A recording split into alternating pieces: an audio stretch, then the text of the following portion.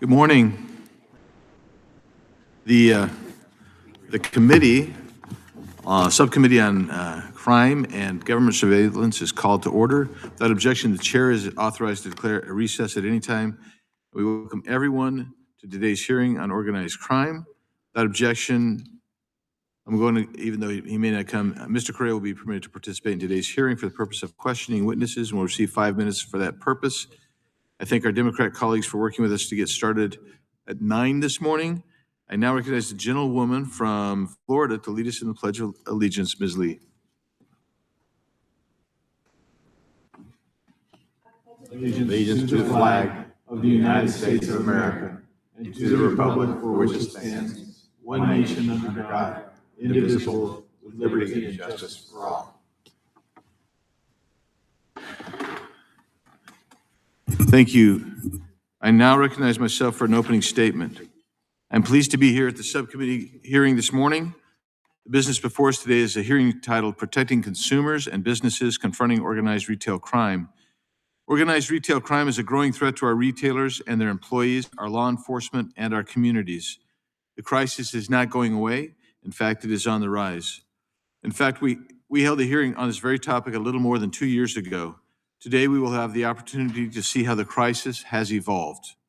The rise in organized retail crime and cargo theft is causing businesses to close and is endangering the public. It goes beyond simple shoplifting. Organized theft groups strategically steal with a specific intent to resell for profit. Let's look at a recent example that occurred just a few miles from where we sit today. In March 2025, authorities in Virginia and Maryland arrested 2 adults and a teenager responsible for allegedly stealing over $190,000 in a series of organized retail robberies, including $50,000 taken in Fairfax County. The suspects first stole perfume, and when Ulta secured it behind glass, they allegedly began smashing the cases with a hammer to access the products. For larger OTGs, ORC is another business in a portfolio that may also include narcotics distribution, human trafficking, and other illicit activities. In the United States in 2023, Walmart lost $6.5 billion in revenue due to theft and was forced to close 11 stores in 2024 due to the severity of theft across the country. But ORC victims are not only big box stores. 8 in 10 retailers have said the violence and aggression associated with ORC incidents increased in the past year. Additionally, ORC groups have increasingly engaged in cargo theft, targeting the trucking and railroad industries as lucrative new sources of stolen goods. According to the American Trucking Associations, that's ATA, cargo theft has cost the U.S. trucking industry approximately $7 billion per year. Rogue prosecutors and soft on crime policies in some jurisdictions are fueling a rise in ORC. Criminals emboldened by soft on crime prosecutions and progressive bail reform laws know that they can avoid prosecution and incarceration if they stay below the felony threshold. Thus, criminals intentionally steal products valued just below the dollar amount required for the crime to become a felony, knowing that those crimes are not prosecuted. Furthermore, with some states passing irresponsible progressive bail reform laws, these criminals know that they will be immediately released. Once they are released, they go on to commit similar or more serious crimes without facing any consequences. It's time we fight back. Organized retail crime must be stopped, criminals must be penalized, and shoppers and retail employees must not live in fear. I want to give some key statistics and impacts. Cargo theft costs the trucking industry $18 million per day. That's about $7 billion annually. Retail theft is estimated at $45 billion in 2024 and is projected to exceed $53 billion by 2027. Nationwide job losses attributed to ORC, more than 650,000. Merchandise thefts, shoplifting is up 19% in the past year, on top of a 24% increase in 2022 and 2023. External shoplifting incidents are up 18%. Overall merchandise theft up 12%. 51% of retailers report thieves are more aggressive in the past year, after a 73% reported increase in the prior year. 70% of retailers saw increases in phone scams, 55% in digital e-commerce fraud, 50% in cargo supply chain theft tied to ORC. 66% of retailers report transnational ORC involvement since 2024. And as someone who lives in Arizona, I can tell you transnational theft is a big issue. I look forward to hearing from our top flight list witnesses today, our panel of witnesses today, and I'm grateful for them being here, grateful to you in the audience who are here, and grateful to each member of the committee who is here and our staff as well. With that, I yield back on my opening statement, and now I'm moving on to the next thing. Yeah. Oh, we got Mr. Cohen. Yeah, I recognize my friend from Tennessee, Mr. Cohen, for his opening statement. Thank you, Mr. Chair. I am sitting in for Ms. Lucy McBath, who's a good friend and an outstanding member from Atlanta, Georgia. She's unfortunately, or fortunately, she's there to help her husband through a surgery, and she asked me to come in. I'm not necessarily known for great activity at 9 o'clock in the morning, but for Ms. McBath, I'm here. So thank you. And I'm honored to be here with Mr. Nels, a hawk on law enforcement against retail crime. Yeah, thank you. Organized retail crime is a very real problem and occurs in every corner of our country. When I was young, and I don't think it necessarily has anything to do with religion, but my grandmother told me buy wholesale. So we're concerned about wholesale crime too. It's out there. I've discussed our situation with Steve Mulroy, who's our Shelby County District Attorney. I don't know if he's met you, Stephan, but he's a District Attorney of Shelby County. And we shared examples of recent cases and how state lines affect law enforcement. Arkansas, we're at the corner, southwest corner of Tennessee. So to the west is Arkansas, and to the south is Mississippi. The other two corners of our city, our county, touch Tennessee. We're a major transportation logistics hub, and we have related cargo and freight theft. One of our senators, Marsha Blackburn, is introducing a bill with Senator Amy Klobuchar called the Cargo Security Innovation Act. And I plan to support that with her because that'll be a way to go after the theft that we've had on railroads, which is a serious problem. They take the trains and take the cargo out, and they also hit trucks. So that's important. This all threatens the safety of the public and employees of the myriad companies that are targeted and drives up costs for consumers. So at a time when everyone is feeling the affordability crunch for many of the American dreams being pushed further away and being stolen from them, we don't need to talk about hoaxes or anecdotes, as I'm sure all of us here have relatable stories that we can share, and we need to talk about solutions, which we'll do today. It's always best to start with data. That's how we ensure we identify and tackle the problem with a solution that works. This is one of the difficult parts of the conversation, though. The data is incomplete and bogged down by different definitions and ways of counting. So we know we have a problem, but its extent and implications are somewhat unclear. It touches on a fundamental principle of American government, federalism, and I imagine District Attorney Stephan will discuss that. We feel this acutely in Memphis because of our location. The president created the Crime in Memphis Task Force, which was designed to surge federal law enforcement resources in Memphis and improve coordination across agencies. I support the additional FBI, DEA, and AFT agents that have come into Memphis because we already had them in Memphis. And they're finding guns and illegal guns, and they're finding drugs, and they're finding other crimes that are against federal law. But he also put the National Guard in, and he put some ICE agents in. Memphis is not an immigration center of crimes, and most of the people that are there that are immigrants, even if they did come into the country illegally, most of them are working legally and doing a lot of important work in Memphis in the construction industry, the tourism industry, and they're necessary and needed. Heck, when we build that 990-person ballroom, we're going to need waiters. They're going to all be in El Salvador. So we need to be concerned about that. The National Guard basically they are present, and patrol is important in law enforcement, but they're not doing much in the way of crime fighting, and that's what's intended, I think. So it's somewhat changed the relationship between federal, state, and local law enforcement. The order is focused on street and violent crime. Memphis has had too much, and it's gone down. It went down before the federal task force came in, but it's gone down even a little bit more. We don't know exactly what street crime is, but we know when we say we're going to go in with ICE and take out the people that committed the most serious offenses, the worst of the worst. And we mentioned crime as homicide. We mentioned rape. We mentioned pedophiles. We know who those people are, but they're arresting people simply for the offense of being in the country illegally. It's not right, but it's not necessarily something that should cause deportation when they are not committing crimes and they are contributing to the economy. So that's a concern we have. The U.S. Marshals are in charge of the situation in Memphis, and we understand that, and they're doing a good job. All of this is to say, when developing policies to address organized retail crime, they must be well designed with thoughtful resources of allocation and roles and responsibilities. Federal assistance is good, but especially on interstate problems, but on strictly local problems, we need to be concerned about the separation of powers. That's the question I hope we'll get into and understand, is the place for federal law enforcement and the place for state and local law enforcement. With that, I yield back my time. Gentleman yields back. I now recognize the ranking member of the full committee, Mr. Raskin, for his opening statement. Thank you very much, Mr. Chairman, and thanks to all the witnesses for coming to be with us today.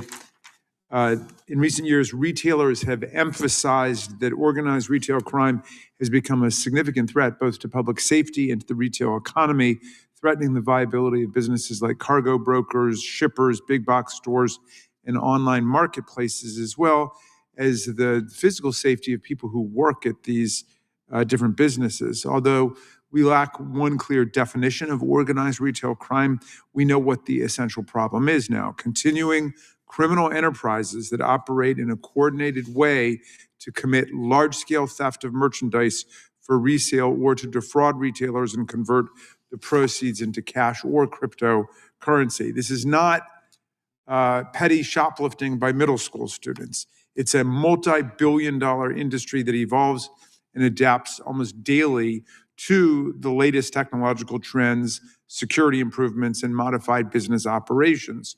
Social media and local news reports are filled with videos of smash and grabs and mobs raiding cargo containers. These accounts are shocking, but they are the tip of the iceberg. Criminal networks recruit people to steal or boost specified merchandise from retailers, sometimes paying the boosters travel expenses, then fence these stolen goods online, shipping them across state and sometimes national borders, and arranging for resale of the merchandise to other stores, or even returning them to the retailer that they had stolen from in the first place. Others steal hundreds of gift cards from retailers. They then peel off the label to obtain the unique code on each card before doctoring them up to look new, returning them back to the store shelves, and using customized software to track the card numbers online. When unsuspecting customers eventually purchase the cards and load them with value, $50 or $100 for a nephew's holiday gift or $500 for a wedding present, the thieves can drain all the money off of the cards for themselves remotely in this diabolically clever scam. The customer only finds out what happened if their disappointed nephew or the newlyweds complain about getting a gift card that has no value on it. It's increasingly clear that these kinds of operations at this scale are coordinated, enabled by the most up-to-date technology and communication tools, and very hard to stop. State and local law enforcement are our first line of defense against organized retail crime, but state and local officials have limited resources and authorities to investigate and prosecute crimes that cross state lines and even international borders.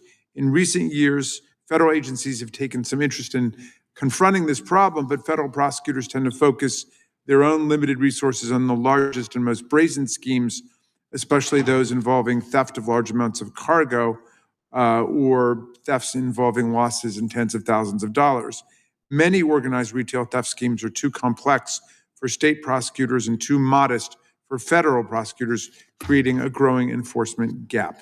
As this committee grapples with the problem, I see two basic challenges. First, we need better data because retailers, retail organizations, and law enforcement all track organized retail crime using different definitions and different methods. We've got a hard time canvassing the real scope and dimensions of the problem or formulating an effective targeted response. In some cases, retailers are targeted by the gangs for weeks or even months before it becomes clear that the crime is even taking place. If we're going to tackle this problem, we need standardized national data utilizing a consistent, widely accepted definition of organized retail crime. We cannot dismantle these criminal networks until we have a real understanding of how they operate and how much damage they're causing. Secondly, we need to see better coordination between federal law enforcement agencies and their state and local counterparts. A national task force could be very useful in finding the broader patterns in local incidents and conducting complex investigations across state lines. I would hope any such task force would be nimble enough to follow organized retail crime as their methods evolve. In 2022, Congress passed the Informed Consumers Act to bring more transparency to online transactions on certain platforms. But perpetrators of organized retail crime took note and moved their operations to smaller platforms not covered by the law. A nationwide task force would help us make sure our laws are keeping up with the criminals and ensuring law enforcement at all levels is empowered to counter organized retail crime. I'm glad that we have a very strong panel here today to share their expert knowledge and experience and to discuss solutions that will better protect employees, consumers, and communities across the country. I thank you, Mr. Chairman. I yield back. Gentleman yields back. Without objection, all other opening statements will be included in the record. We will now introduce today's witnesses. And so I recognize the gentleman from California, Mr. Issa, for the purpose of introducing the Honorable Summer Stephan without objection. Thank you, Mr. Chairman, and this is truly a great pleasure. There's not enough you can say about Summer's tenure as district attorney. She came into an organization that needed help. She rebuilt it and then fought off those time and time again that tried to undercut her ability to prosecute and to keep San Diego a city that, in fact, had one of the safest large cities in America. Particularly, she fought for Prop 36. And for those who don't know Prop 36 in California, we had created a situation at a state level in which there was no crime for shoplifting. Effectively, the $900 rule couldn't even be implemented because you couldn't find out how much they were leaving with. If they left with a case of high-end liquor, you couldn't stop them to find out if there was over $900 of high-end liquor. So at the end of the day, they didn't just steal $900 10, 15 times a day. They, in fact, may have been stealing more, but with impunity. As many of the others in their opening statements mentioned, there was a gap between the federal and the state. Summer worked very hard with U.S. attorneys of both parties to try to narrow that gap and to get some prosecution. She particularly, unlike many district attorneys, was willing to go to the field. And whether it's dealing with the retailers or going even into homeless encampments to see those goods being dumped in massive amounts after being stolen, she's been there. Her advocacy made a difference in the outcome of Prop 36. And since the time of its passage, she has prosecuted more than 2,000 repeat felons, created a situation in which San Diego is once again a place where retailers can operate, and worked with the federal government on organized crime that ultimately is the back end of much of that theft. So I'm thrilled to see my longtime friend and our ally in San Diego and welcome her. I yield back. Yes, at this moment, I'll recognize the ranking member, Mr. Raskin, for a UC request. Thank you kindly, Mr. Chairman. I ask UC to enter a statement for the record dated today, December 17th, 2025, from ICSC, representing 50,000 North American marketplace professionals, including owners and developers of retail centers, as well as retail tenants, investors, and developers. Without objection. Thank you. I'll now introduce the rest of the witnesses. Mr. Scott McBride is the Chief Global Asset Protection Officer at American Eagle Outfitters, a lifestyle brand and retailer with locations worldwide. In his role, Mr. McBride is responsible for the comprehensive protection of the company's assets across 5 continents. Mr. Chris Spear is the President and Chief Executive Officer of the American Trucking Association, an organization made up of trucking companies. He also serves on the Board of Directors for the American Transportation Research Institute and the Trucking Cares Foundation. Mr. Shane Bennett is the Principal of Theft, Fraud, and Abuse at Target. He previously was the Director of Assets Protection Field Investigations for Target, where he led strategy and personnel who addressed organized retail crime. We welcome our witnesses. Thank you for appearing today. Will you each stand so we can swear you in? Please raise your right hand. Do each of you swear or affirm under penalty of perjury that the testimony you are about to give is true and correct to the best of your knowledge, information, and belief, so help you God?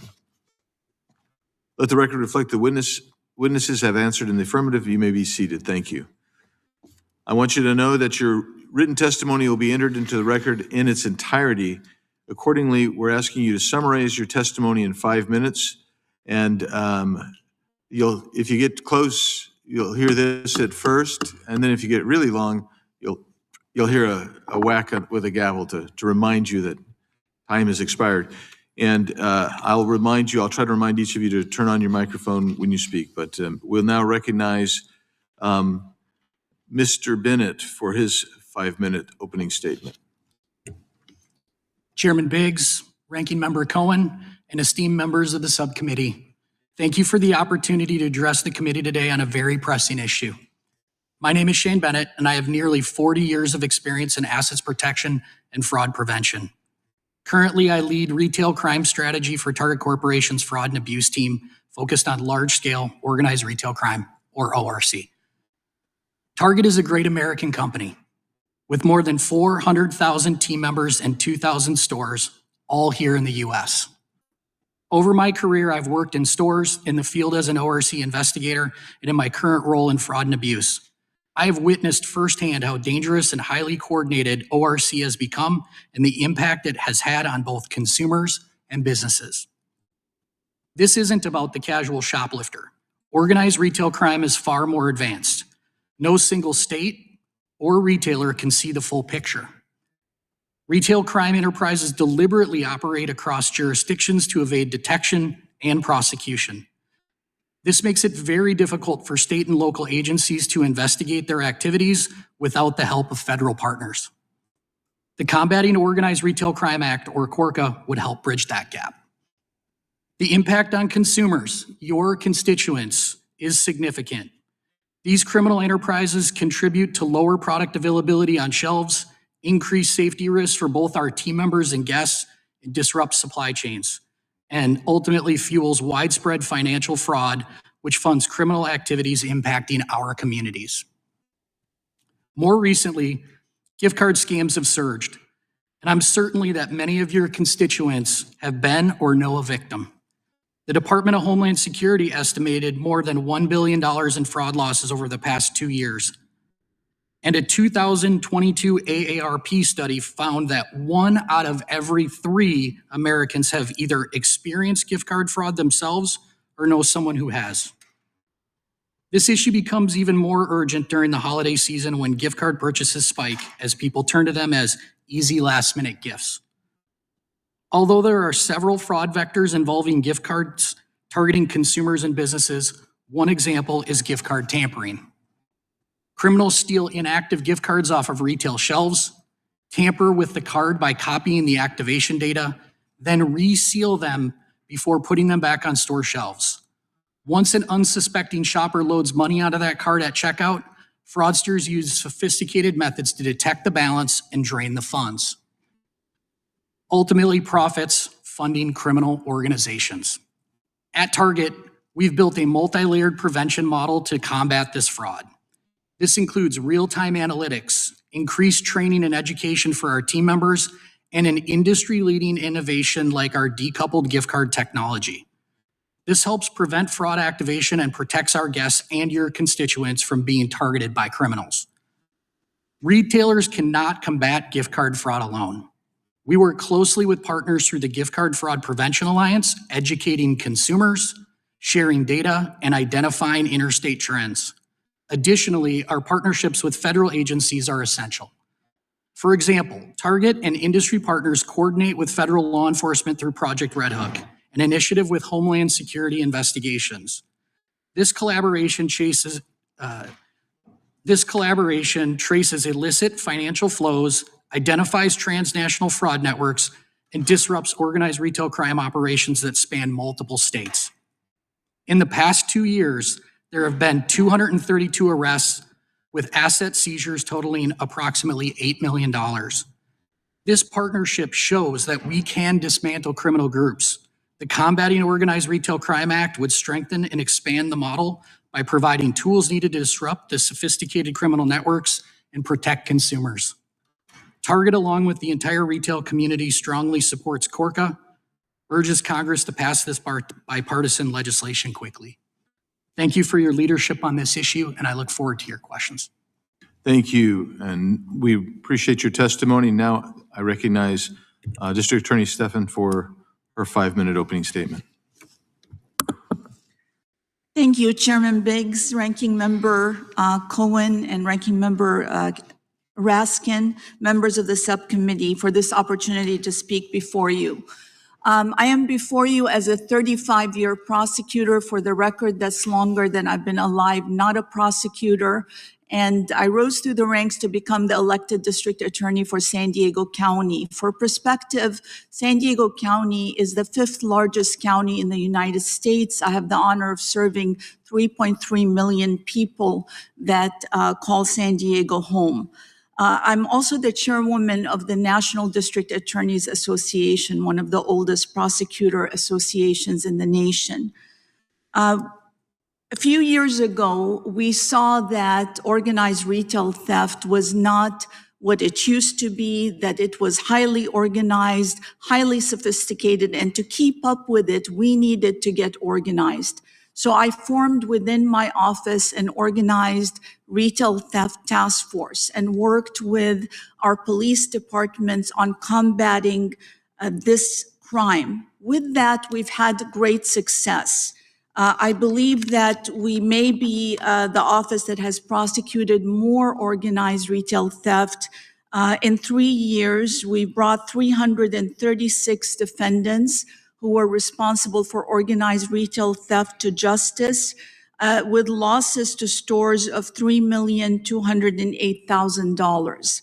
But this is just the tip of the iceberg. And I think one of the reasons that I am so grateful for the work of this committee is because despite all the resources where I've put this task force and the number of people we've prosecuted, we have not been able to get past the booster level, that's the people who are conducting the theft, and then in many cases where we were able to build through search warrants, cell phone evidence, capturing camera evidence, we're able to go up the chain to the fence level.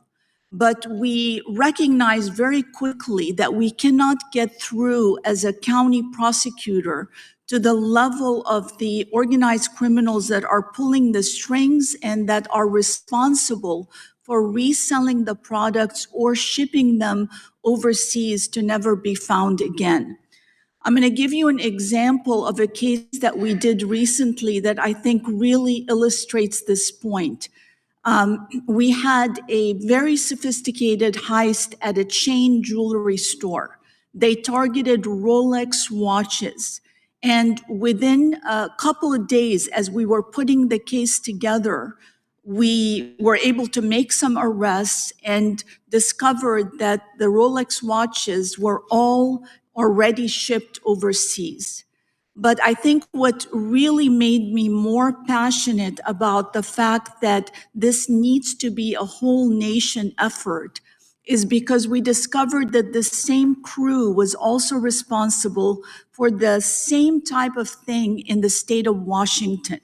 But we had no alert system or a data bank of federal, state, locals to address and to get an alert that they might be coming for us because we have a very, fancy store just like the one in Washington. That's just one example, but we've had many cases, especially in the crews that target commercial and home burglaries, that we've discovered have committed a chain of those across the United States.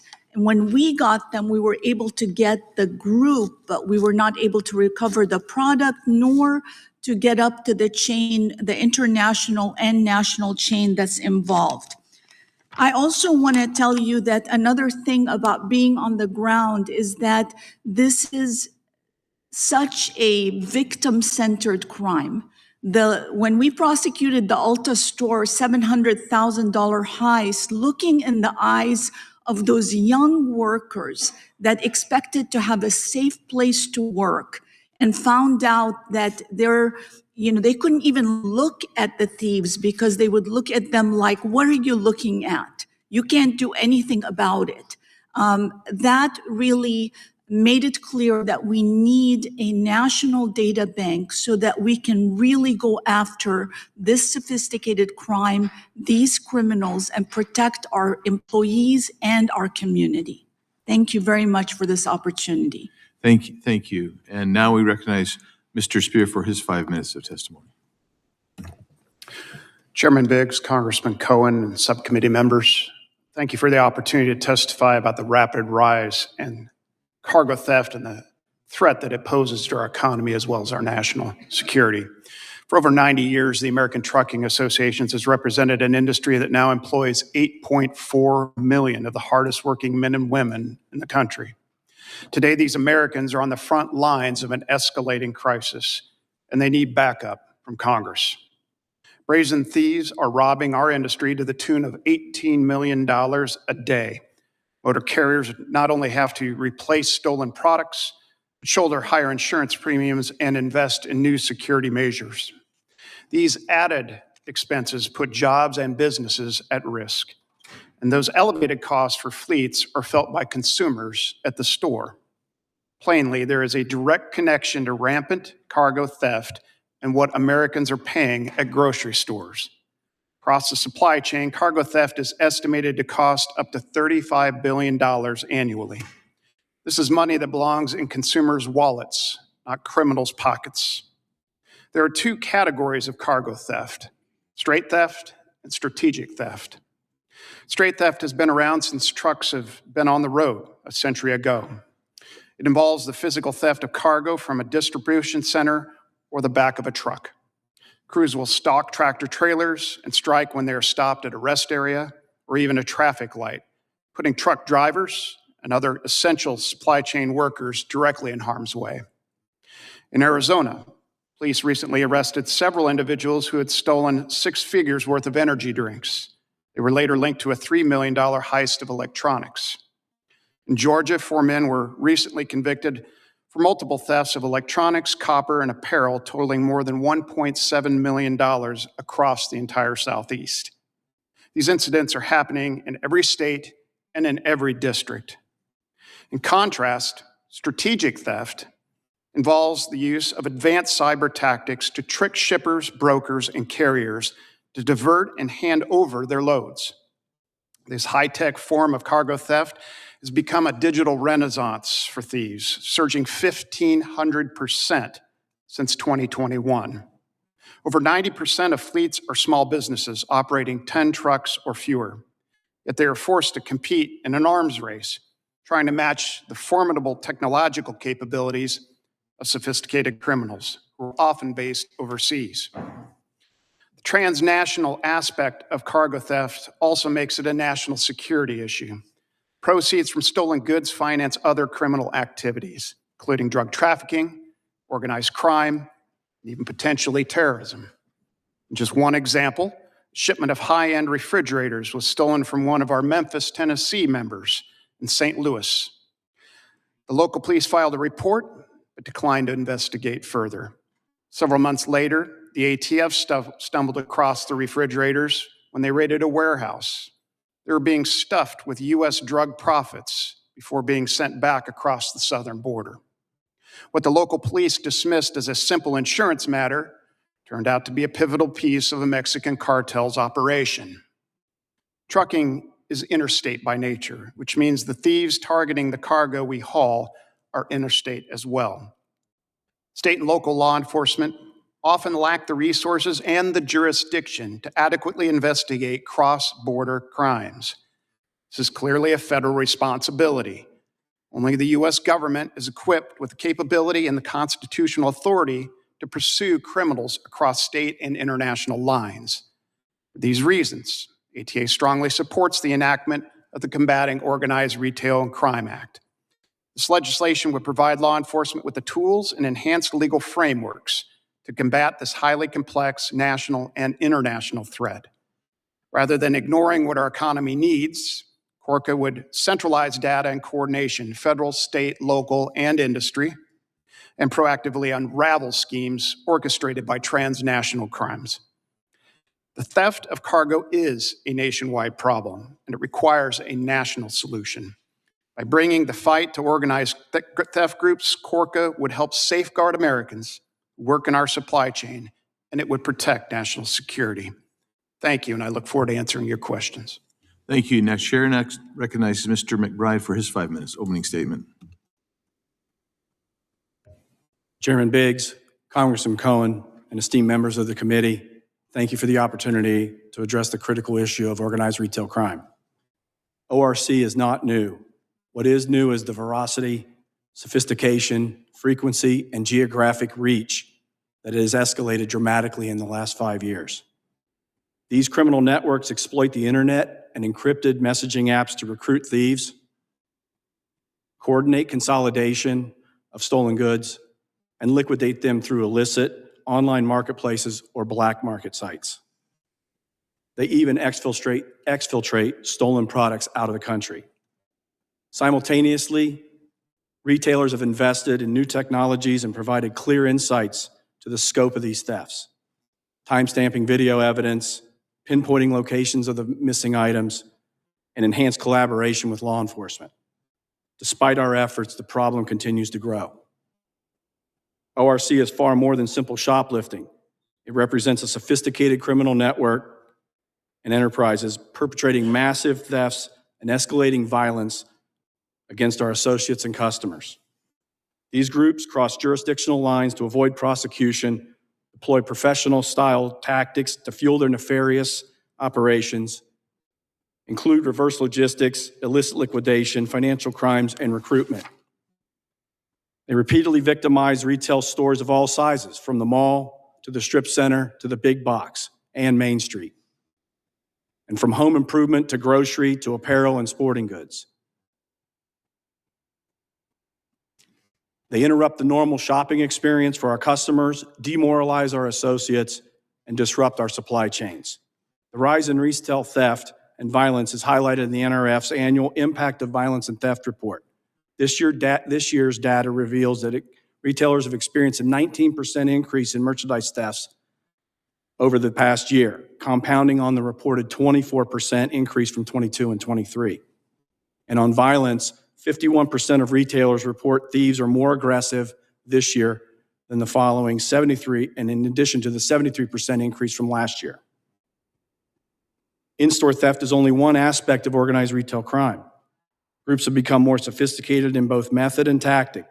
Over the past year, 70% of retailers have reported increases in phone scams, 55% increased their digital and e-commerce fraud, and over 50% saw increases in cargo theft.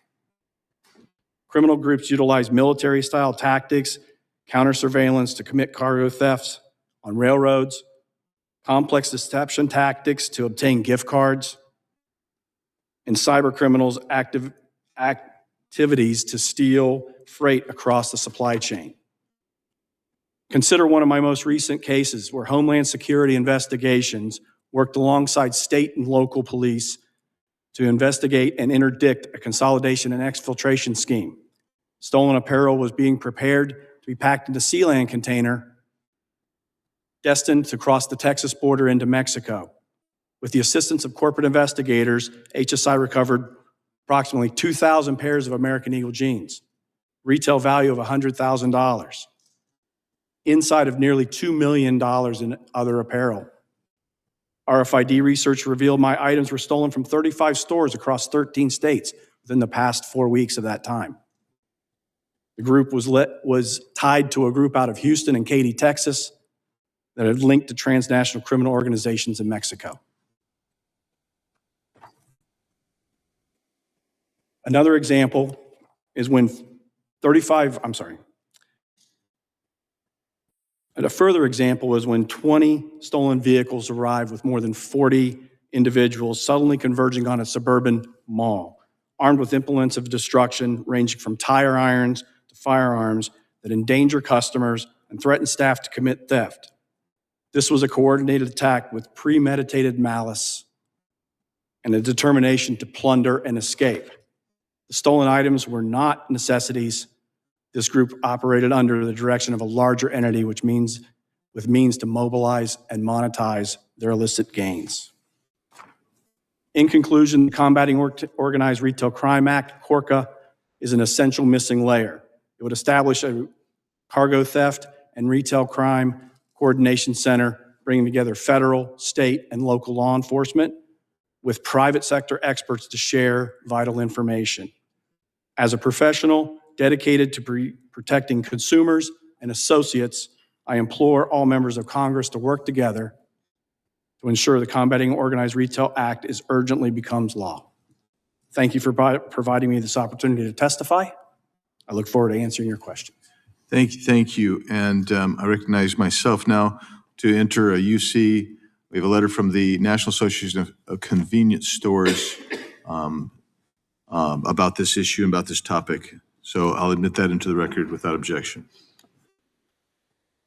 Now I recognize the gentleman from North Carolina, Mr. Knott, for his 5 minutes. Thank you, Mr. Chairman. Thank you for holding this important hearing. To the witnesses who were here, I look forward to this conversation. We are very excited to have this hearing because it addresses a very real problem.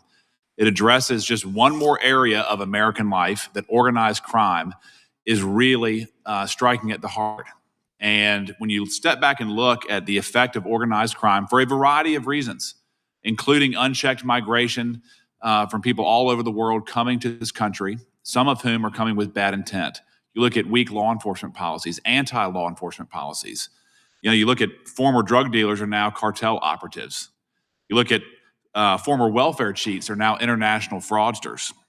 Old neighborhood brawls have turned into war zones, gun battles.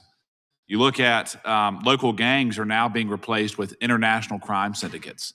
And that extension has certainly gone into retail crime.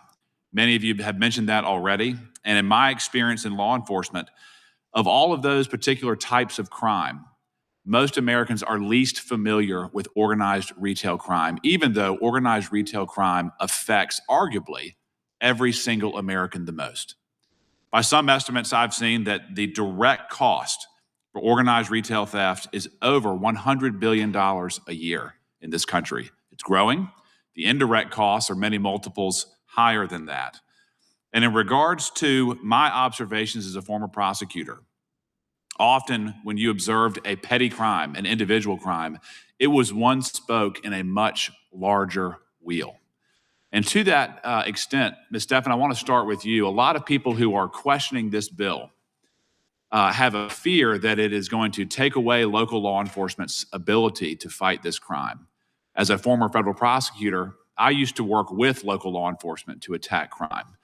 Please tell us why federal assistance in tackling organized retail theft is needed from a district attorney's perspective.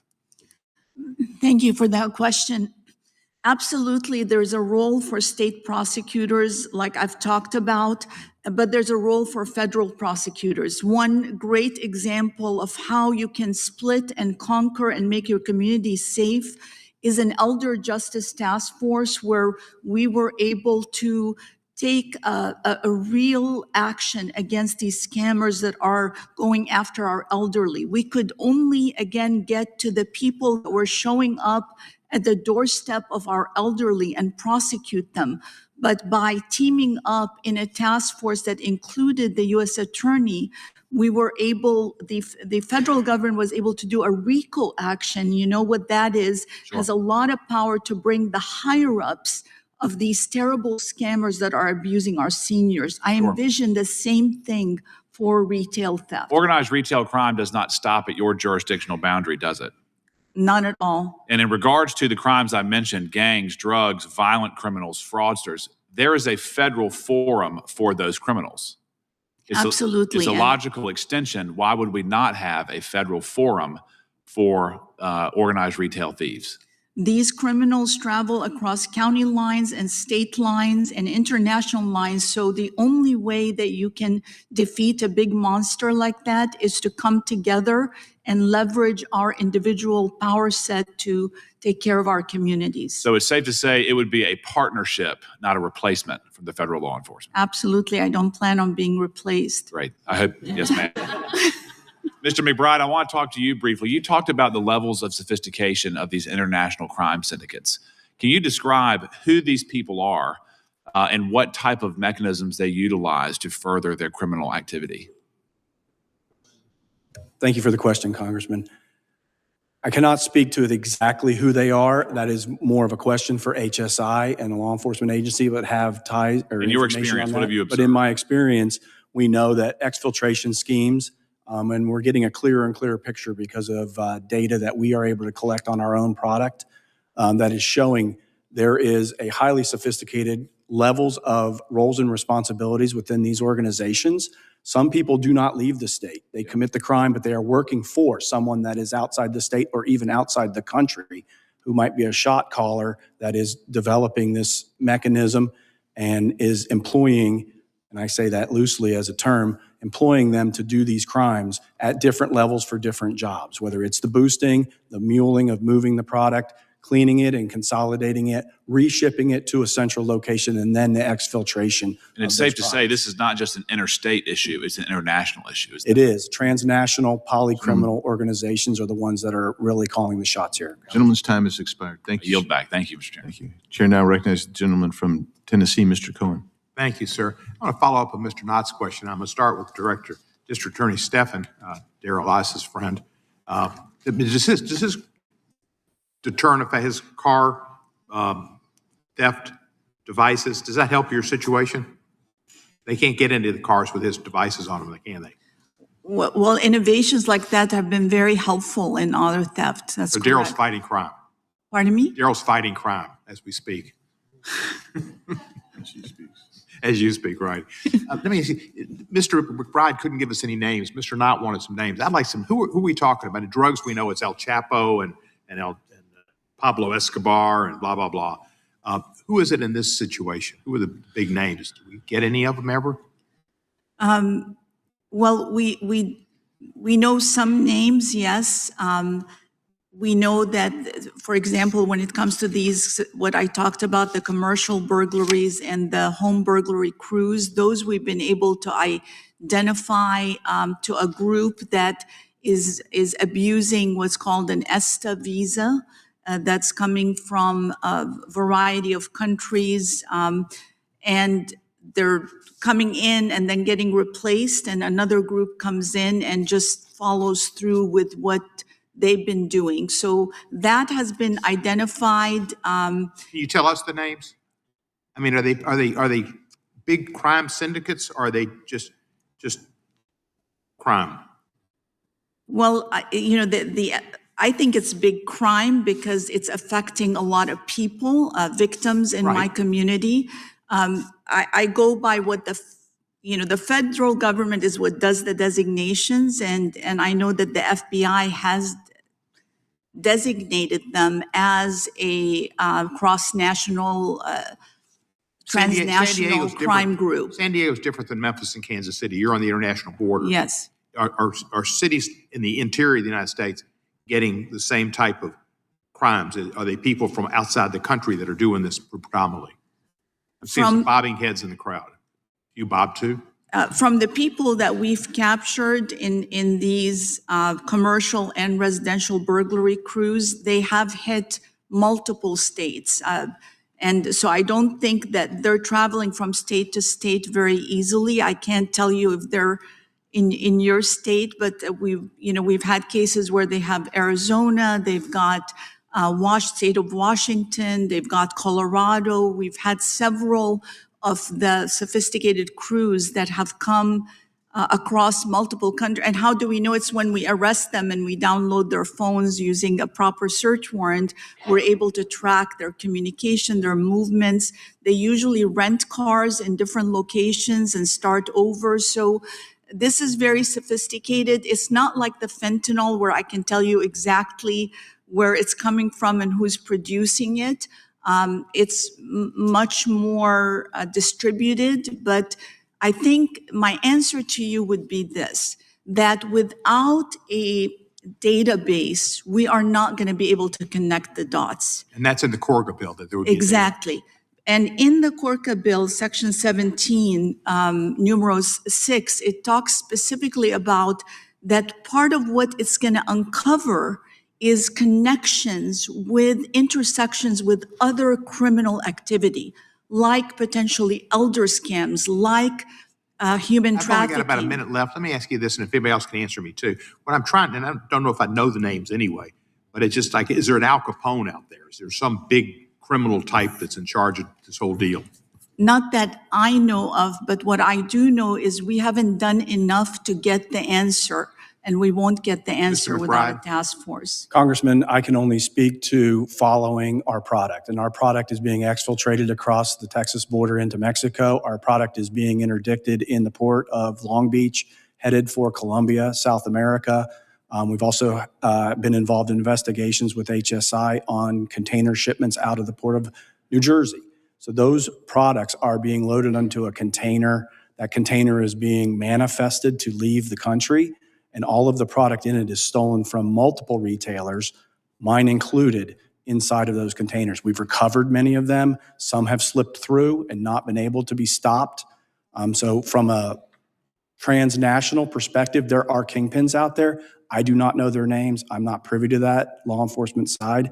There's probably confidential information that's not being shared with the retailers. We need to talk to the FBI and Cash Patel. This should be his area of jurisdiction. Is that correct? Gentleman's time has expired. You may answer the question, Mr. McBride. I believe that it is a federal issue and that we need national link analysis, and HSI has been the most helpful so far, and we would expect that they would be able to lead this charge. The FBI is certainly involved as a partner, along with other federal agencies. Thank you, sir. Chair now recognizes the gentlelady from Florida, Ms. Lee, for 5 minutes.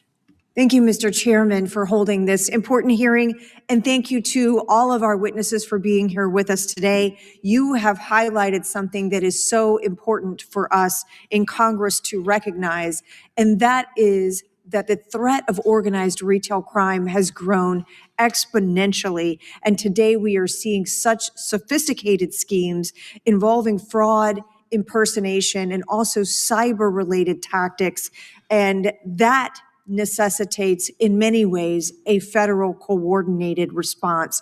In my home state of Florida, we have seen an increase in cargo theft, and it's impacting freight hubs all over our state. The increasing sophistication of these criminal networks highlights that need for greater federal law enforcement support. And so, Mr. Spear, I would like to go back to you and your testimony. One of the things that you noted is that there is, in some state and local law enforcement areas, a lack of resources and jurisdiction. And you noted that this was clearly a federal responsibility. I would like to hear a bit more from you about that lack of resources and jurisdiction, how it is affecting crime prevention in this way, and also the advanced cyber tactics that are being used to disrupt in our cargo transport and also the safe containment of these retail products. Thank you, Congresswoman. Yes, I'd be happy to. Trucking obviously operates in all 50 states, every congressional district. So we see the panoramic view of the nation, moving freight state to state is a daily experience for us. But we worked with state law enforcement, we work with local law enforcement. The problem with this is that you're obviously moving from one point to another. This freight can get taken at any point in time in any state. It's that sporadic. And so obviously we'll work with local law enforcement if they're the first on the scene, state law enforcement. But that freight can obviously be in another state before we can even figure out that it was taken. So the speed of our response, the ability to share information quickly, federal databases could be a harbinger for that, could really understand the broader ramifications, not just about where the freight could be headed in different states, but also other links and organizations that might be responsible for it. Local and state law enforcement aren't going to have that ability to see state to state, see federal. That panoramic view is the missing piece of the puzzle. Okay, we're working just fine local and state. It's getting the national fabric, that interstate fabric, into the puzzle to make it complete and actually be able to go after these criminal organizations effectively with the speed that we need to tackle the problem. The transnational criminal organizations, that is an international element. That's the strategic theft I was speaking to. These groups are operating out of Eastern Europe, Russia, South Africa, China. These are places where if you have a laptop, you have access to a process, a system. You can go into a bill of lading and redirect freight as it's in motion. We've had members that the driver thinks it's legitimate. It's the company's system that's telling them to redirect, drop the freight to a dummy site. That freight's long gone before they even figure out that it was taken. That's going to require multiple states being part of a federal fabric to be able to understand where that threat's coming from and how to prevent it. State, local governments do not have that capability to attack transnational organizations. That is a federal responsibility. It's the missing piece of the puzzle. If you put it in under CORCA, then you really have a full solution to tackling this problem quickly. And Mr. Bennett, I'd like to go back to you on this subject. I know that you also work a lot in digital and cyber defense in your position. So would you please comment on that organized retail crime is no longer limited to in-store theft? You touched on a couple of these other digital consequences, things that are happening. What are you working on? What are you seeing from a cyber defenses perspective and how technology is being used to help promote and perpetrate these schemes? Representative Lee, thank you very much for the question. From my perspective, the work that we do on our team, this is a really important element from a technology perspective. Advanced analytics, identifying patterns of behavior, all of these things are critically important. I'm sure everyone on the panel has received a text message that says you need to pay a fee or a fine, an easy pass. At first glance, that doesn't seem like organized retail crime. You might not connect it to organized retail crime, but that's a fraudster phishing information from you that ultimately is going to turn into some sort of laundering activity, in large part in the retail environment. So those are examples of how consumers see ORC and they don't realize it, and it might look like an individual issue, but it is connected to a much larger scheme and scam. I know I mentioned our gift card early on, and we could talk about that. Yeah, thank you. Timing's expired. Thank you. Thank you. Chair recognizes the gentleman from Texas, Mr. Nelson. Thank you, Mr. Chairman. Thank you all for being here. I, as a former sheriff for Fort Bend County, Texas, in law enforcement for 30 years, back in 2018 already, we were experiencing organized crime in the greater Houston area. We arrested several individuals from Venezuela coming in, committing many burglaries, residential burglaries. We had them coming in from Honduras and everywhere else. And I believe that that many of these burglars would come into our country, having been deported previously several times for previous crimes. And me personally, I believe what you guys are experiencing right now and the increase in crime is because of our southern border and that poor southern border over the past several years. Would you agree, if it just go down the line, would you agree that our policies at the southern border have contributed to this chaos we see in organized theft, retail theft across our country? Just a yes or no. I can't answer that. Okay, then we'll go to the next, Yes. Mr. Bennett. Yes or no? The view that we often have in retail is limited, so I can't really answer that. Okay. We move 76% of the USMCA freight. So yeah, it's definitely an issue. We're a moving target. Yeah, you highlighted the fact that they were with was you the one who talked about the refrigerators? That's correct. And they were going back and across That's correct. Mexico and everybody else. How about you, Mr. McBride? I do not have any data that would lead me to be able to say yes or no. Well, I think the average person that has served in law enforcement for all the years, you're seeing what Trendiago was doing, and I'm assuming that they're probably involved with some of this, but just my experience as a sheriff, I think over the past several years, our southern border policies has contributed to this chaos, whether it's in just retail theft or just Part 1 crimes, everything. I mean, assaults, all of it, as a result of our southern border. And I'm going to make a prediction. You've seen an increase in crime I mean, the numbers are saying, you said that over the past several years, these crimes have become increasing. Do you believe that with our position now at the southern border with Donald J. Trump, are you optimistic that we're going to see a reduction in some of this organized retail crime as a result of our position at the southern border with we're just not letting anybody in anymore? Just yes or no, ma'am? I can tell you definitively when it comes to drugs and fentanyl, yes. I cannot tell you with regard to retail. I'm assuming theft. retail theft will probably help them with their drug addiction. My perspective would be that we need the support from the federal government to help solve this issue. If he signs this bill, Corca, absolutely. I think he'll have the piece of the puzzle that we need to combat it, not just domestically, but internationally. My position is that organized retail crime is recruiting and has recruited more than we know across all states, and that Corca is the only way that we're going to get visibility to this type of crime and this crime scheme. Well, again, through my experience as a sheriff in arresting some of these bad hombres, knowing that after we've arrested them, they've been deported 4, 5, 6 times for some of the same damn crimes they've committed before, we've arrested, but they keep coming back. I'll just say this, Mr. Bennett, the federal government is getting involved because Donald J. Trump has secured the southern border.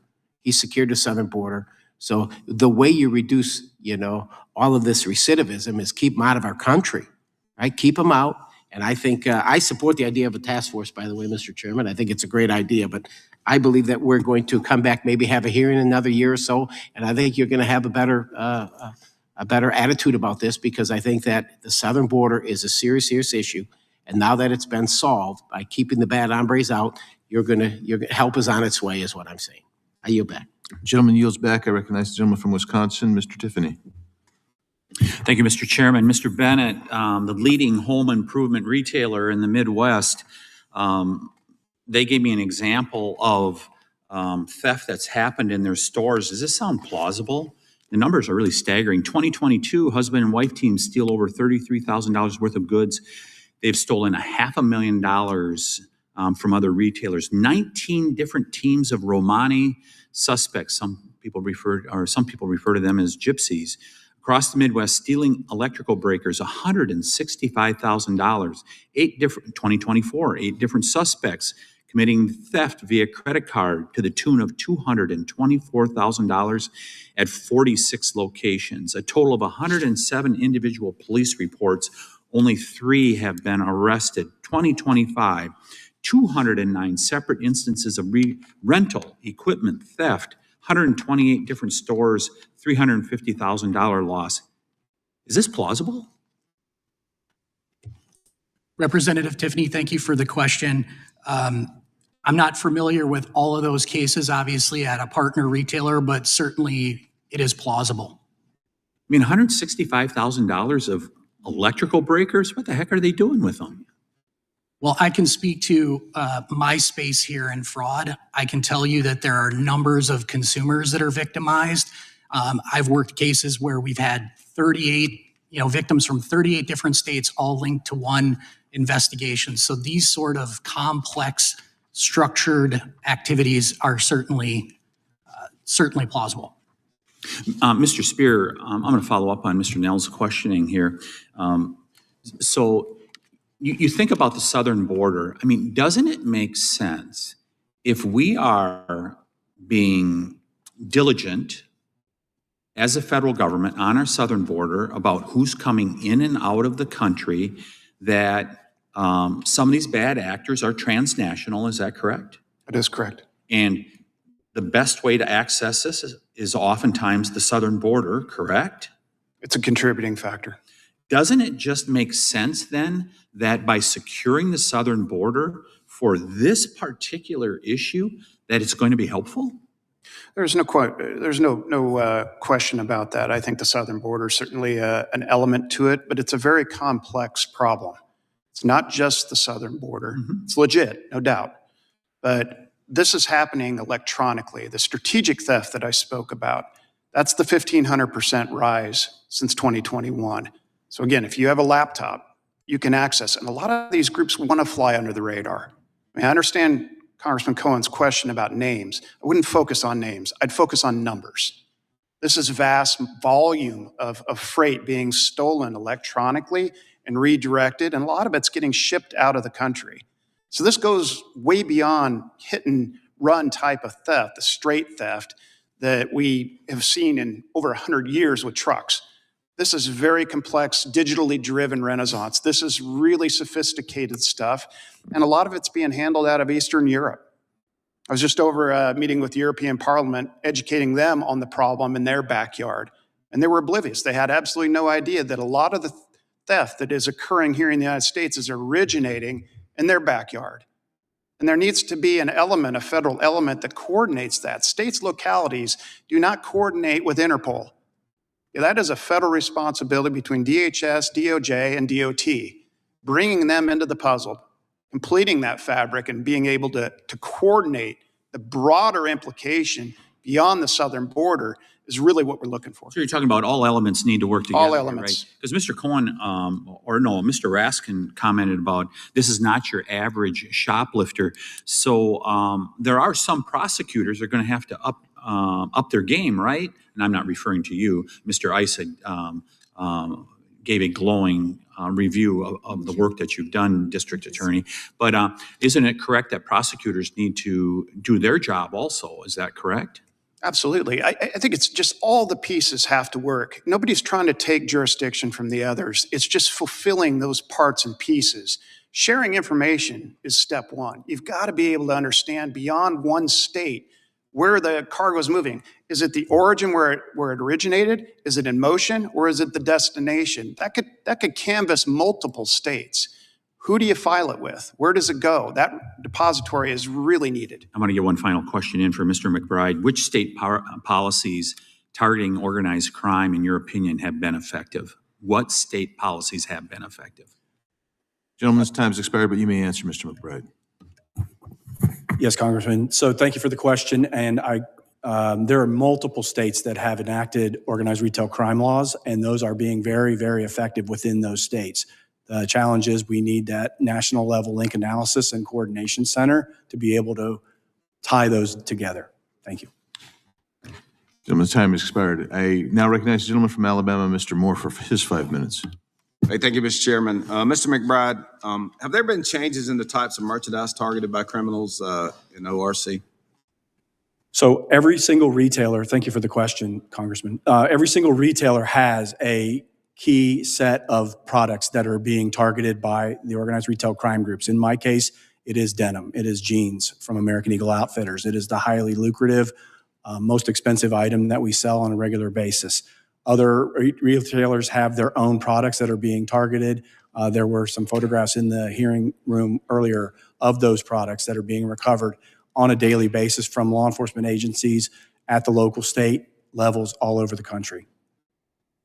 Can you explain how certain policies have led to an increase in ORC?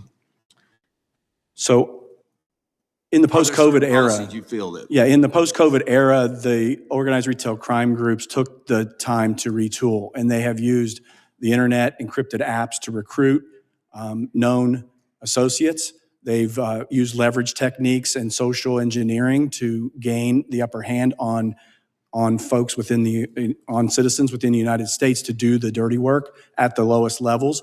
They are sometimes minors. They are recruited. They are expendable to those organizations. They will roll up the next one to commit those crimes.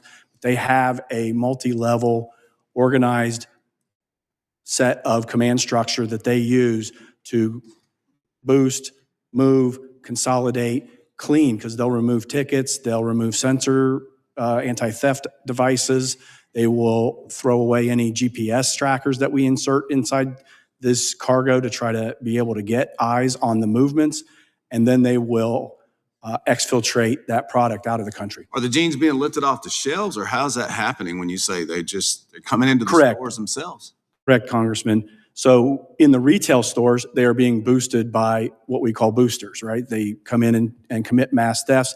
They may come in and overwhelm a staff in a store that may only have a few associates working. They use intimidation tactics to try to come back and re-victimize the same locations over and over again because it's easier for them.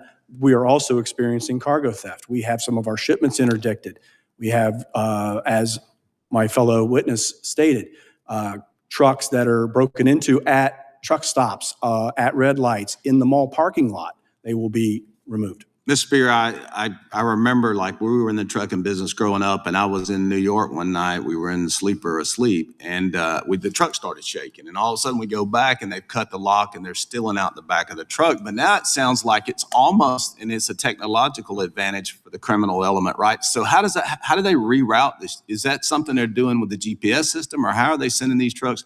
Do they look official, and then they send them an email and say, hey, you're going here? How does that happen? Yeah, hackers will get into the systems, bill of ladens. They can see actually the most expensive cargo. That's what's different here. It's not just a hit or run and we roll the dice that we get something valuable. They know what's in the truck. It could be pharmaceuticals, it could be munitions, it could be a whole host of things that we don't want criminals to even know is in the truck. You can see that when you get into the system. And they double broker. They work with brokers. They are a facade. They're going as a legitimate motor carrier. But they're a front, they're a false front, and they intervene in that process as the broker is handling the freight from the shipper to the motor carrier. They pose as a false carrier, basically. So will they take it to a dock or a warehouse somewhere normally, or? Yeah, it'll move in generally multiple states. These are products that often end up going overseas. Energy drinks, they're banned in multiple countries. To know that, actually. It's like Coors beer used to be banned, and in the Smoky and the Bandit, they would move them east in the state. But growing up in Wyoming, I can understand. You know all about that. Yes, I do. Energy drinks, they put them on the black market in these banned countries. It's a very sophisticated crime. It's not just the hit and run type of crime that we're familiar with for the last 100 years. This is, a very crypto-driven criminal activity that's done overseas, well abroad. Yeah, I was in New York that night. They stole shrimp out of our reefer unit. But, the thing was, they didn't know what was in it. I'm amazed now that they actually get the bill of lading and know what they're stealing. Mr. Bennett, one last question here. Do you think soft on crime policies affect the safety of your employees and customers inside Target stores? My experience is that we have seen violence in our stores, and I think that crime in our communities is problematic. And what is most important to us at Target is protecting our teams and our guests, and we certainly focus on that from a strategy perspective. Gentleman yields back. Chair recognizes the gentleman from California, Mr. Kiley, for his 5 minutes. Thank you, Mr. Speaker. In California, we have had probably the worst retail crime problem in the country. You go to our major cities, most of the things in basic convenience stores are behind lock and key. And the cause of this is probably threefold: a lack of resources for police, some rogue district attorneys like George Gascon in LA, who fortunately has been removed by the voters, and then very weak laws when it comes to punishing retail theft. Things got so bad, we have a witness from Target here today, that last year, our governor, Gavin Newsom, was visiting a Target when a thief absconded with a variety of merchandise, and the governor starts berating one of the Target employees, saying, "Why aren't you stopping them?" And apparently the employee didn't recognize who she was talking to and said, well, we can't because of the governor. Despite this, the governor himself opposed an initiative that I was part of last year to actually restore some real consequences for retail theft in California. It eventually became known as Prop 36. The governor led the opposition against it. The state's political class closed ranks in opposing Proposition 36. And yet, at the end of the day, it passed with 68% of the vote. It passed in every single one of California's 58 counties, even Governor Newsom's San Francisco. It got more votes than any other measure on the ballot, showing just how fed up the people of California are with the rampant lawlessness that is proving such a threat to business and to safety. We have a district attorney with us today, District Attorney Stephan. I know that you were a supporter, or at least are grateful for the passage of Prop 36. Can you just let us know how it's improved the ability of your office to actually hold criminals accountable and deter crime? And thank you, Representative Kiley, for your help with this proposition. It has been a game changer for us. We've been able to prosecute. It targets, as you know, habitual offenders. It doesn't target the kid who makes a mistake. But with targeting the habitual offenders, San Diego has already seen a 23% reduction in property crimes.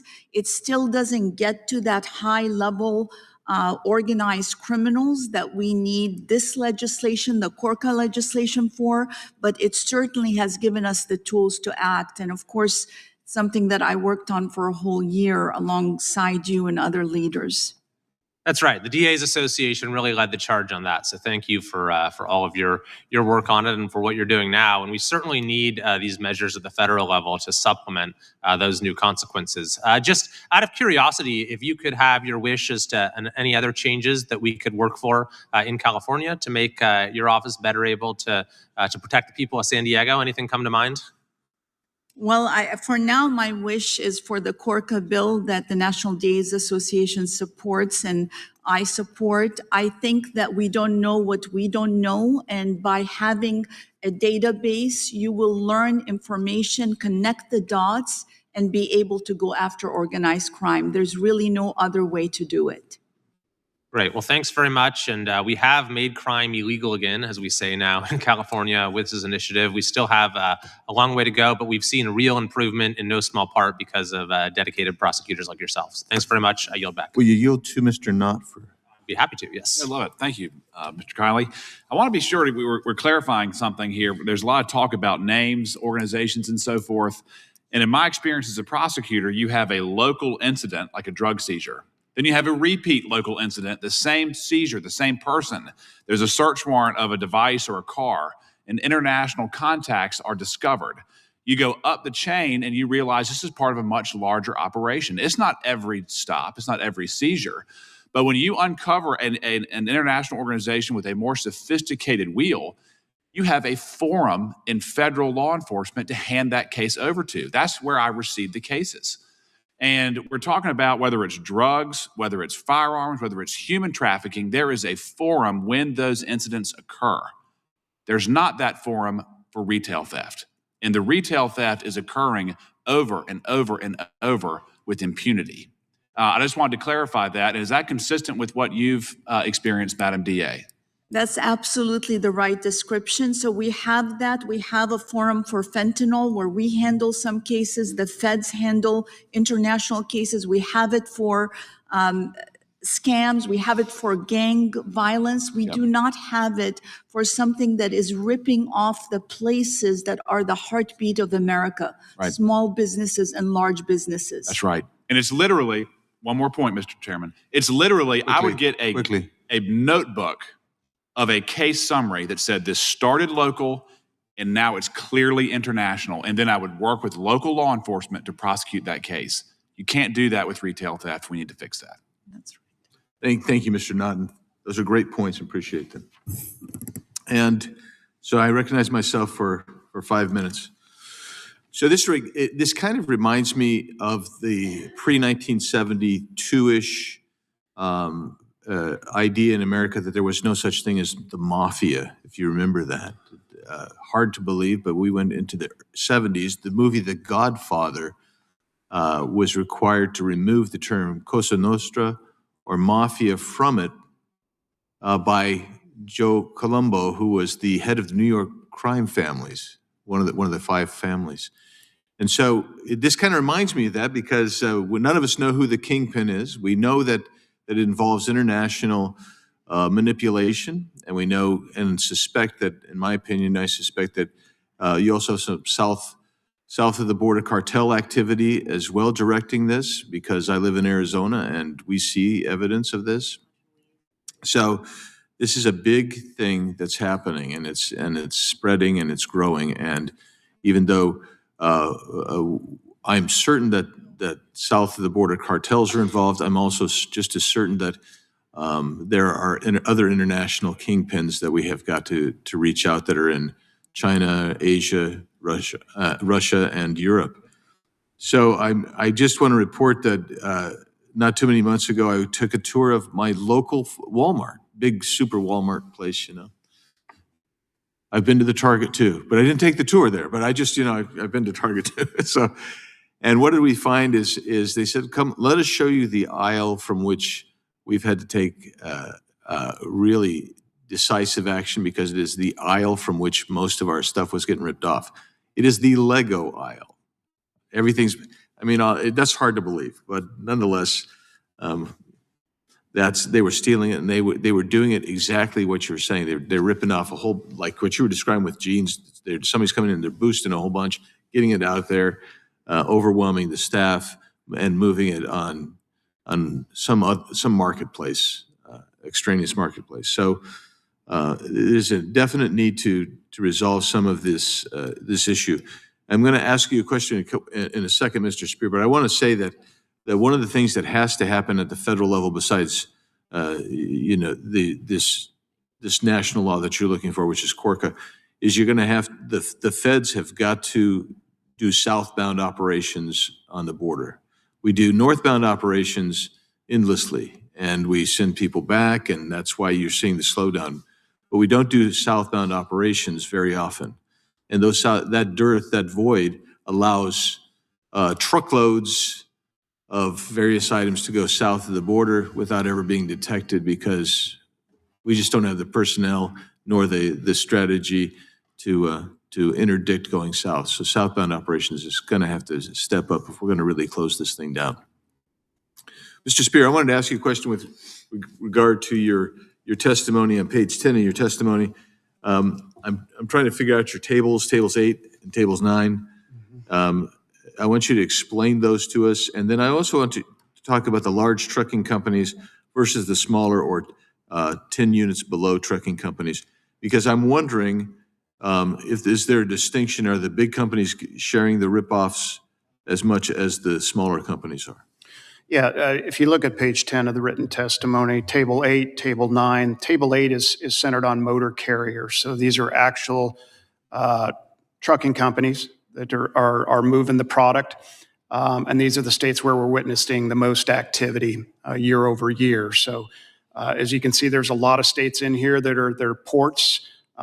We also have several that are inside the U.S., but also have access to riverways like Tennessee. So it's the type of cargo. It's usually occurring in larger cities, areas where there's ports, where there's ways that you can move very quickly. But that's the motor carrier chart. And then if you go into table 9, that is the logistics service provider chart. This is the strategic theft that I was speaking about. This is the brokers, the third party folks that intervene, that handle the shipments on behalf of the shipper, the motor carrier. They're the broker. And this is where the electronic element comes in, masking as a motor carrier or a false business, obtains the cargo and is able to move it state to state, even abroad.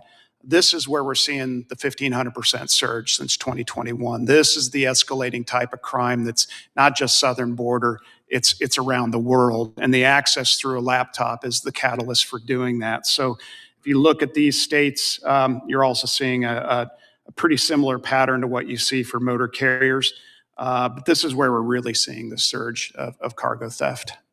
And is there any distinction between large trucking companies, particularly in the logistics portion, the hijacking of the technology?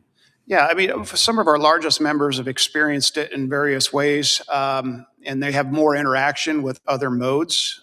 So with rail, for instance, who are also listed in the 90 plus, supply chain sponsors supporting Corca, they have a lot of interaction, intermodal interaction with other modes as well. So there's a lot of connectivity, and they're going to have a lot more robust systems to see what's happening and track it.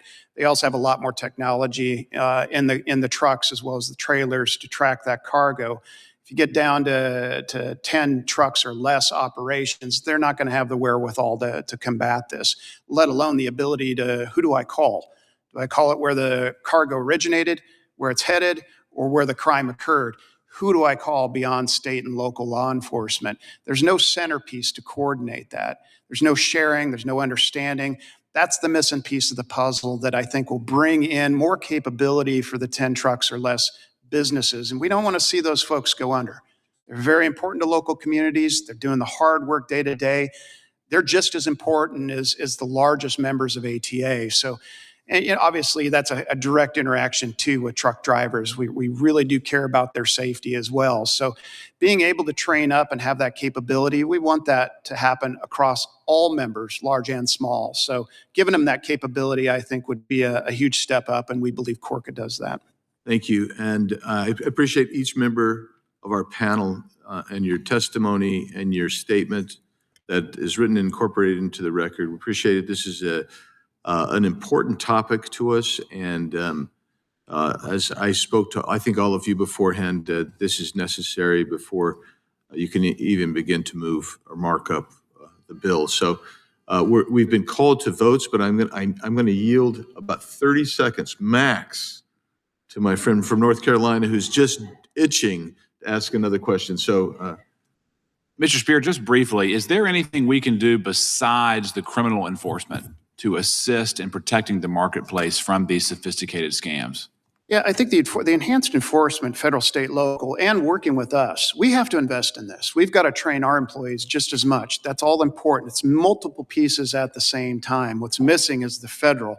So the enforcement piece is important, but I think better information sharing is really, really critical. We talked about that. Deputy District Attorney talked about that in terms of other states and being able to see the broader, bigger picture. That's where you're going to see some of the bigger names and maybe who's behind this. Yep. Like I said, a lot of these folks want to stay low on the radar. They don't want to be tracked. The best criminals are the hardest to catch. That's exactly right. And you're seeing them grow exponentially. So we think the information, the reporting, the ability to harbor that information is going to really, really help federal, state, local, as well as our industry understand the bigger problem, connect the dots faster. Again, this is all about speed. Yep. It's being able to act quickly and understand that. You get this extra piece of the puzzle in there, I think we'll be in a better place to do that. Thank you so much. Thank you, Mr. Knott. Thank you, members of the panel. Everyone will have 5 days to ask additional questions or submit statements for the record. With that, we are adjourned. Thank you.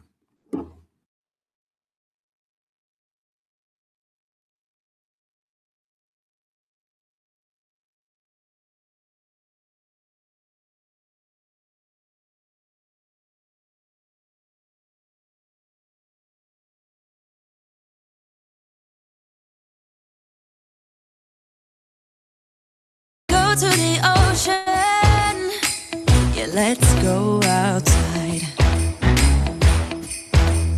We can hang out on the beach without freezing. Yeah, isn't that amazing?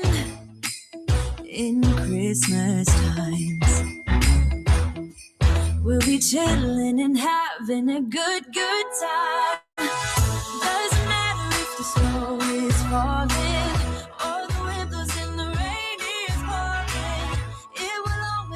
Christmas in my heart, but this year I wanna hang out with my friends and family, making angels in the sanctuary. Doesn't matter, it's Christmas in my heart, and I can promise Santa's coming to visit. No, he wouldn't miss this in Christmas times.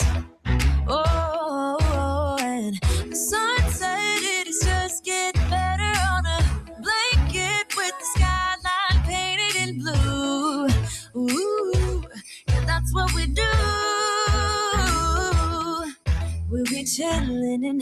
having a good time.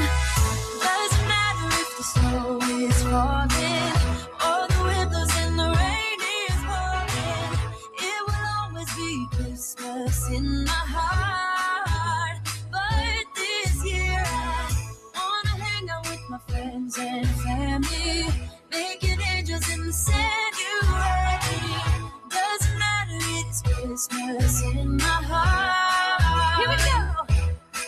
All right. Dance, dance, Now this Christmas, we're gonna dance. we're gonna Okay. dance, dance, dance, Come on. dance.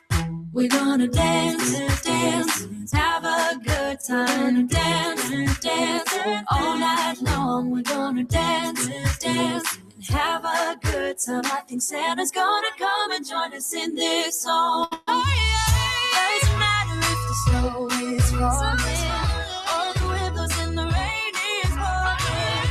It will always be Christmas in my heart. But this year I wanna hang out with my friends and family, making angels in the Sanctuary. Doesn't matter, it's Christmas in my heart.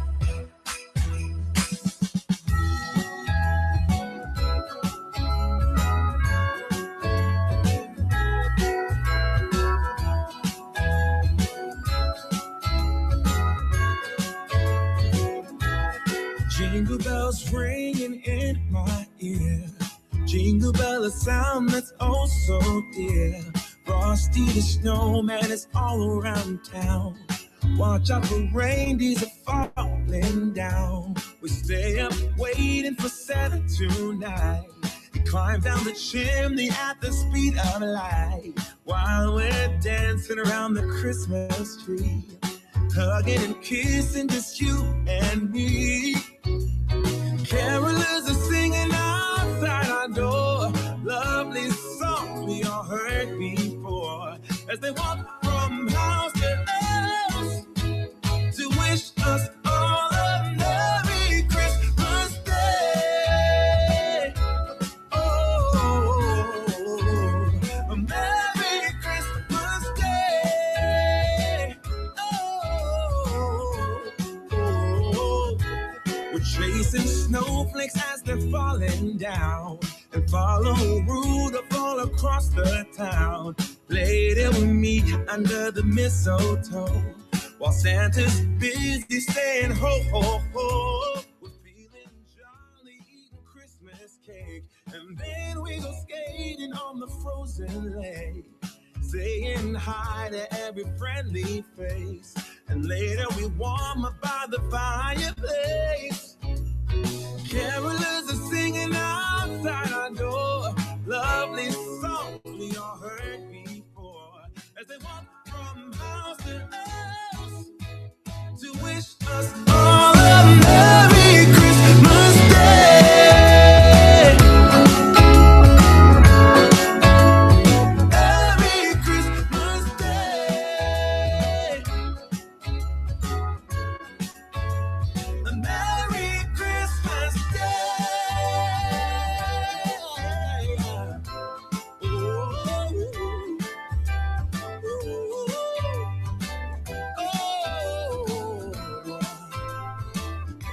Oh, yeah.